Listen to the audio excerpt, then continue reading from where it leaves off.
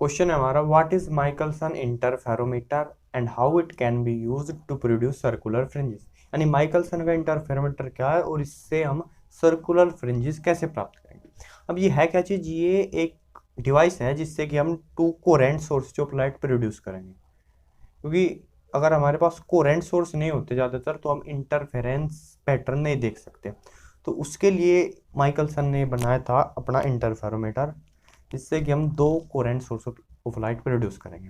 तो इसको देखते हैं हम, इसका एक डायग्राम सा बनाते हैं कि कैसे है।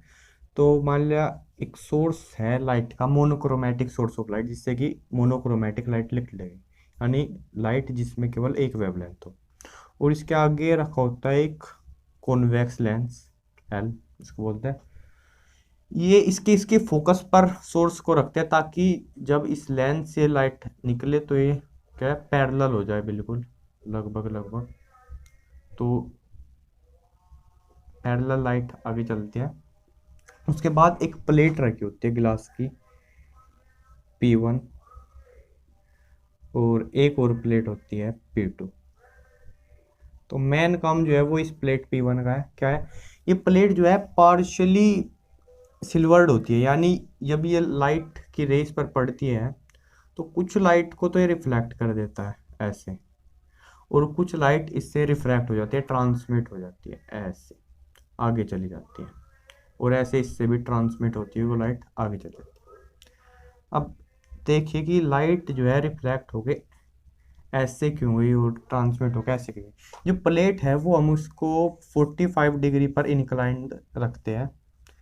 तो जब लाइट आती है ऐसे तो वो सरफेस पे नॉर्मल से 45 डिग्री का एंगल बनाते हैं, और incident angle equal to reflected angle. तो जो रिफ्लेक्टेड एंगल होता है वो भी 45 डिग्री का होता है, इसलिए लाइट है तो वो इस डायरेक्शन में रिफ्लेक्ट होके जाती है, और कुछ लाइट जो है वो ऐसे इस डायरेक्शन में रिफ्रैक्टेड हो जाती है, यानी ट्रांसमिट हो जाती है, इस प्लेट से बाहर निकल जाती है।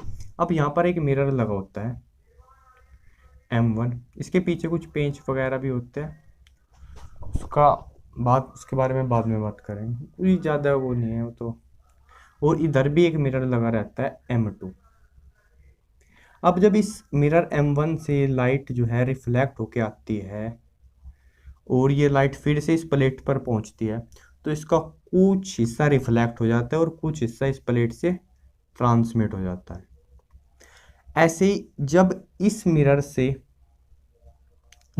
M2 से ये लाइट रिफ्लेक्ट होके आती है तो इसका कुछ हिस्सा जो है ट्रांसमिट हो जाता है और कुछ हिस्सा रिफ्लेक्ट होके आता है ऐसे।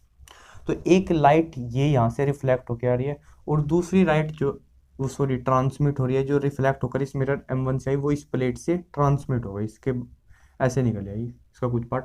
और ये जो लाइट है ये जो है इसका कुछ पार्ट ट्रांसमिट हो गया और कुछ पार्ट जो है उसका रिफ्लेक्ट हो गया आ गया ऐसे। तो यहाँ पर जब ये लाइट रिफ्लेक्ट होके आती है तो इसकी ऐसे कह सकते हैं इस मिरर की एक इमेज बन जाती है M2। और ये जो दो लाइट के सोर्स होते हैं इनसे जो रेज आ रही होती है ये कोरेंट सोर्स होते हैं, और ये यहाँ पर जो ये रेज आते हैं ये क्या करते हैं, ये करते हैं इंटरफेरेंस। और उस इंटरफेरेंस को ऑब्जर्व करने के लिए यहाँ पर एक टेलीस्कोप होता है, जिससे कि हम इस इंटरफेरेंस पैटर्न को ऑब्जर्व करते हैं। ठीक है, तो ये था माइकलसन का इंटरफेरोमीटर। ये बात करते हैं सर्कुलर फ्रिंजेस को प्रोड्यूस करने की। तो जब सिंपल सी चीज़ है, जब M1 जो है वो M2 के बिल्कुल परपेंडिकुलर पे हो, या इसको M2 डैश बोलते हैं, या M1 जो है M2 डैश के बिल्कुल एग्जैक्ट पैरेलल हो, तो जो हमें फ्रिंजेस बनती है वो हमारी सर्कुलर फ्रिंजेस बनती है। तो इसको प्रोड्यूस करने के लिए पैरेलल होना चाहिए, या M2 जो मिरर है M1 और M2 मिरर वो बिल्कुल एक दूसरे के परपेंडिकुलर पे हो, तो हमें सर्कुलर फ्रिंजेस मिलती है। That's it.